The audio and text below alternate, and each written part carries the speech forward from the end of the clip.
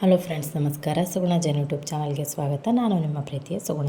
ಯಾರೆಲ್ಲ ನನ್ನ ಚಾನಲನ್ನು ಸಬ್ಸ್ಕ್ರೈಬ್ ಮಾಡ್ಕೊಂಡು ವಿಡಿಯೋ ನೋಡ್ತಿದ್ರು ಅವರೆಲ್ಲರಿಗೂ ಕೂಡ ಥ್ಯಾಂಕ್ ಯು. ಹಾಗೆಯೇ ಯಾರೆಲ್ಲ ನನ್ನ ಚಾನಲನ್ನು ಸಬ್ಸ್ಕ್ರೈಬ್ ಮಾಡದೆ ವಿಡಿಯೋ ನೋಡ್ತಿರೋ ಪ್ಲೀಸ್ ಸಬ್ಸ್ಕ್ರೈಬ್ ಮಾಡ್ಕೊಳ್ಳಿ. ಹಾಗೆಯೇ ನಾನು ಮಾಡುವಂಥ ರೆಸಿಪಿಗಳು ನಿಮಗೆ ಇಷ್ಟವಾದರೆ ಫ್ಯಾಮಿಲಿ ಫ್ರೆಂಡ್ಸ್ಗೆ ಶೇರ್ ಮಾಡಿ. ಇವತ್ತೊಂದು ನಾನು ಹೆಲ್ದಿಯಾದಂಥ ರೆಸಿಪಿಯೊಂದಿಗೆ ಬಂದಿದ್ದೀನಿ. ಹೌದು, ಇದನ್ನು 10 ನಿಮಿಷದಲ್ಲಿ ನೀವು ಮಾಡ್ಕೊಳ್ಬೋದು. ಬ್ಯಾಚುಲರ್ಸ್ ಆಗಿರ್ಬೋದು ಅಥವಾ ಲಂಚ್ ಬಾಕ್ಸ್ ತೊಗೊಂಡು ಹೋಗೋರಾಗಿರ್ಬೋದು, ಯಾರಾದರೂ ಕೂಡ ಇದನ್ನು ಮಸ್ಟ್ ಆ್ಯಂಡ್ ಶುಡ್ ಟ್ರೈ ಮಾಡ್ಬೋದು. ಹಾಗಾದರೆ ಪಾಲಕ್ ರೈಸ್ ಮಾಡೋದಕ್ಕೆ ಏನೇನು ಇಂಗ್ರೀಡಿಯೆಂಟ್ಸ್ ಬೇಕು ಅಂತೇಳಿ ನೋಡ್ಕೊಂಡು ಬರೋಣ ಬನ್ನಿ. ನಾನಿಲ್ಲಿ 1 ಕಟ್ ಪಾಲಕ್ ಸೊಪ್ಪನ್ನು ಆಲ್ರೆಡಿ ಕ್ಲೀನ್ ಮಾಡಿ ವಾಶ್ ಮಾಡಿ ಇಟ್ಕೊಂಡಿದ್ದೇನೆ.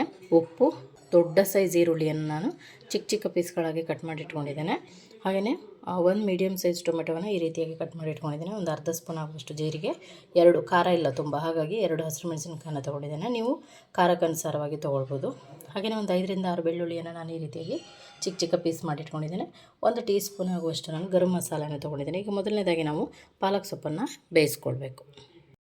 ಆಲ್ರೆಡಿ ಒಂದು ಪ್ಯಾನನ್ನು ಬಿಸಿಗಿಟ್ಟಿದ್ದೇನೆ, ಸ್ವಲ್ಪ ನೀರು ಹಾಕಿದ್ದೇನೆ. ಈಗ ನಾವು ಪಾಲಕ್ ಸೊಪ್ಪೇನು ತೊಗೊಂಡಿದ್ವಿ, ಈ ಪಾಲಕ್ ಸೊಪ್ಪೆಲ್ಲವನ್ನು ಹಾಕಿ ನಾನು ಲಿಡ್ ಕ್ಲೋಸ್ ಮಾಡಿ ಒಂದು 2 ನಿಮಿಷ ಇದನ್ನು ಬೇಯಿಸ್ಕೊಳ್ತೇನೆ. ಈಗ ಇದು ಬೇಯ್ತಾ ಇರಲಿ, ನಾವೊಂದು ಒಗ್ಗರಣೆಯನ್ನು ಪ್ರಿಪೇರ್ ಮಾಡ್ಕೊಳ್ಳೋಣ. ಈಗ ನಾನು ಒಂದು 2 ಸ್ಪೂನ್ ಆಗುವಷ್ಟು ತುಪ್ಪವನ್ನು ಯೂಸ್ ಮಾಡಿದ್ದೇನೆ. ನೀವು ಎಣ್ಣೆ ಅಥವಾ ತುಪ್ಪ ಯಾವುದಾದ್ರೂ ಯೂಸ್ ಮಾಡ್ಬೋದು. ತುಪ್ಪ ಬಿಸಿ ಆಗ್ತಿದ್ದಾಗೆ ಜೀರಿಗೆ, ಬೆಳ್ಳುಳ್ಳಿ ಮತ್ತು ಈರುಳ್ಳಿ ಅಂತ ತೊಗೊಂಡಿದ್ವಿ. ಈರುಳ್ಳಿ ಸ್ವಲ್ಪ ಸಾಫ್ಟ್ ಆಗಬೇಕು, ಅಲ್ಲಿವರೆಗೆ ನಾವು ಇದನ್ನು ಫ್ರೈ ಮಾಡ್ಕೊಳ್ಳೋಣ. ಈಗ ನಾನು ಆಲ್ರೆಡಿ ಪಾಲಕ್ ಸೊಪ್ಪನ್ನು ನೋಡ್ಬೋದು ಈ ರೀತಿಯಾಗಿ ಬೇಯಿಸ್ಕೊಂಡಿದ್ದೇನೆ. ಈಗ ಇದನ್ನು ನೀರಿಂದ ತೆಗೆದು ಒಂದು ಪ್ಲೇಟಿಗೆ ನಾವು ಹಾಕಿಡೋಣ, ಬೇಗ ಆರಲಿ ಅನ್ನೋ ಕಾರಣಕ್ಕೆ. ನಾನು ಈ ರೀತಿಯಾಗಿ ಒಂದು ಪ್ಲೇಟಿಗೆ ಇದನ್ನು ಶಿಫ್ಟ್ ಮಾಡ್ತಾ ಇದ್ದೇನೆ. ನಾವು ಇದನ್ನು ಗ್ರೈಂಡ್ ಮಾಡಬೇಕಾಗಿರೋದ್ರಿಂದ ಸ್ವಲ್ಪ ಬೇಗ ಆರಲಿ ಅನ್ನೋ ಕಾರಣಕ್ಕೆ ನಾನು ನೀರಿಂದ ತೆಗೆದು ಈ ರೀತಿಯಾಗಿ ಇಟ್ಕೊಳ್ತಿದ್ದೇನೆ. ಈಗ ಇದು ಕಂಪ್ಲೀಟಾಗಿ ಆರಿದೆ, ನೋಡ್ಬೋದು ನೀವು.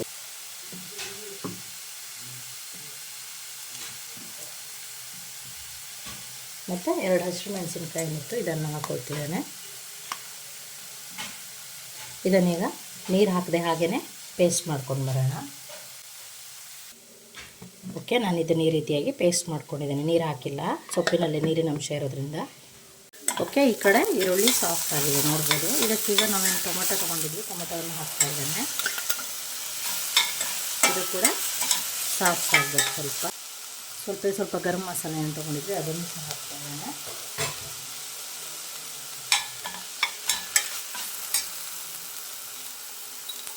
ಸ್ವಲ್ಪ ಉಪ್ಪನ್ನು ಹಾಕ್ಕೊಳ್ತಿದ್ದೇನೆ, ಮತ್ತೆ ಬೇಕಿದ್ರೆ ನೋಡಿ ನಾವು ಹಾಕ್ಕೊಳ್ಬೋದು.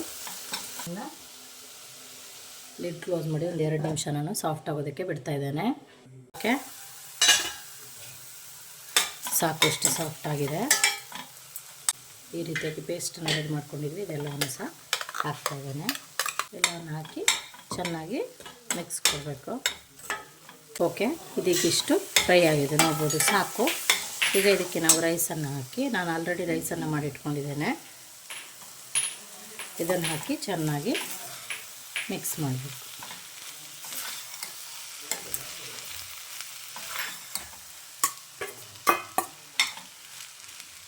ನಾವು ಟೊಮೆಟೊ ಹಾಕಿರೋದ್ರಿಂದ ಹುಳಿಯನ್ನು ಹಾಕಬೇಕಾಗಿರೋ ಅವಶ್ಯಕತೆ ಇಲ್ಲ. ಬೇಕು ಅಂದರೆ ನೀವು ಬೇಕಿದ್ರೆ ಸ್ವಲ್ಪ ಲೆಮನನ್ನು ಮೇಲೆ ಹಾಕ್ಕೊಳ್ಬೋದು. ಗ್ಯಾಸನ್ನು ಆಫ್ ಮಾಡಿ ಇದನ್ನು ನೀಟಾಗಿ ಈ ರೀತಿಯಾಗಿ ಮಿಕ್ಸ್ ಮಾಡ್ತಾ ಇದ್ದೇನೆ.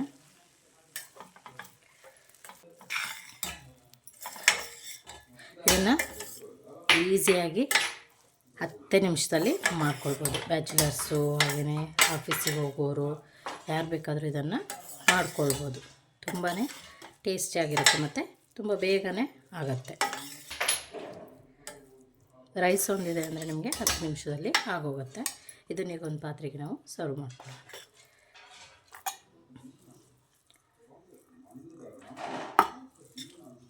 ಬಿಸಿಯಾದಂತಹ ಕ್ವಿಕ್ ಆ್ಯಂಡ್ ಈಸಿಯಾಗಿ ಮಾಡುವಂತಹ ಪಾಲಕ್ ರೈಸ್ ರೆಡಿಯಾಗಿದೆ. ನೀವು ಕೂಡ ಮನೇಲಿ ಟ್ರೈ ಮಾಡಿ ಹೇಗಾಗಿದೆ ಅಂತ ಕಮೆಂಟ್ನಲ್ಲಿ ತಿಳಿಸಿ. ವಿಡಿಯೋವನ್ನು ನೋಡಿದ್ದಕ್ಕಾಗಿ ಧನ್ಯವಾದಗಳು. ಇನ್ನೊಂದು ಹೊಸ ವಿಡಿಯೋದೊಂದಿಗೆ ನಿಮ್ಮನ್ನು ಭೇಟಿ ಆಗ್ತೀನಿ. ಅಲ್ಲಿವರೆಗೂ take care, bye, thank you.